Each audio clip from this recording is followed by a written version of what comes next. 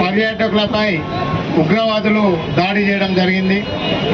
ఈ దాడిలో తమ భర్త ముందు, తన భార్య ముందు భర్తను, పిల్లల ముందు తండ్రిని మతం పేరుతో కాల్చి ఈ ఉగ్రవాదులు మన మతోన్మాదాన్ని తయారు చేయడం జరిగింది. ఈ పహల్గాం ఈ మతోన్మాద దాడిలో భాగంగా నరేంద్ర మోడీ గారి నాయకత్వంలో భారతదేశ త్రివిధ దళాలు కేవలం 23 సెకండ్లలో పాకిస్తాన్ లోని 9 ఉగ్రవాద స్థానాలను మట్టుపెట్టడం జరిగింది. ఈ రోజు వరకు కూడా భారత ఆర్మీ ఎక్కడ కూడా యుద్ధం చేయలేదు. కేవలం ఎవరైతే ఉగ్రదాడి జరిగిందో ఆ ఉగ్రదాడి స్థావరాలను మాత్రమే మన శత్రు దేశమైన పాకిస్తాన్ లోకి చొచ్చుకెళ్లి వాటిని మట్టుపెట్టడం జరిగింది.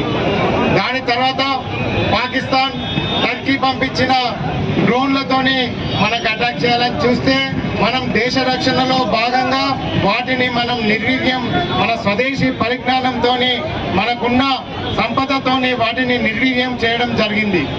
దీనిని తట్టుకోలేని ప్రపంచంలోని అగ్రదేశాలుగా చెప్తున్న అమెరికా కానీ, చైనా కానీ వారి భవిష్యత్తు రక్షణ సామాగ్రి వ్యాపారం జీరోకు అవుతుందని వెంటనే పాకిస్తాన్ ని ఈ వెనుకకు తీసుకొని పోవడం జరిగిందే తప్ప ఎక్కడ కూడా భారతదేశం వెనుకడుగు వేయలేదు.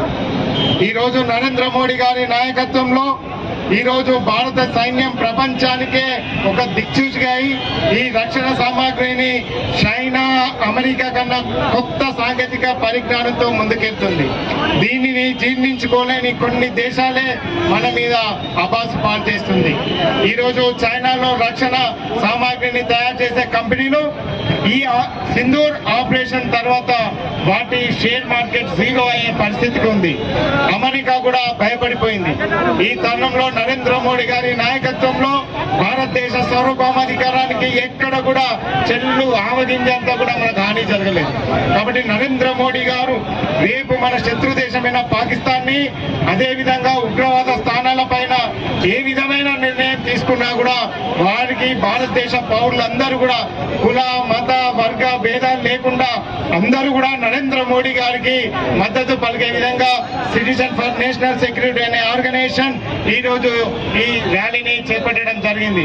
కాబట్టి దీనిలో పాల్గొని మన అందరం కూడా నరేంద్ర మోడీ గారికి మద్దతు పలకడం, అదే విధంగా ఆపరేషన్ సింధూర్ ద్వారా మన సైనికులకు సంఘీభావం తెలిపే ఈ ర్యాలీని ఇంత విజయవంతం చేసిన ఈ citizen for national security organisation కు ప్రత్యేకమైన ధన్యవాదాలు తెలియజేస్తూ ఈ ర్యాలీని ఇంత శాంతియుతంగా జరిపి సహకరించిన పోలీస్ వారికి ప్రత్యేకమైన ధన్యవాదాలు తెలియజేస్తూ ఈ అవకాశం ఇచ్చిన ఆర్గనైజేషన్ వారికి ప్రత్యేకమైన కృతజ్ఞతలు తెలియజేస్తున్నాను.